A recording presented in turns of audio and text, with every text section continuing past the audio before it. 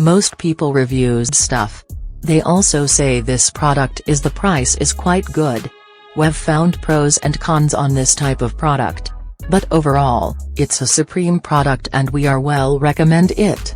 When you however want to know more details on this product, so read the reports of those who have already used it. Visit the product detail link in description for an item you wish to buy. Tap add to cart.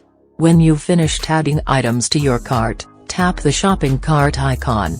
If you need to edit the items in your cart, tap save for later or delete next to the item in the cart.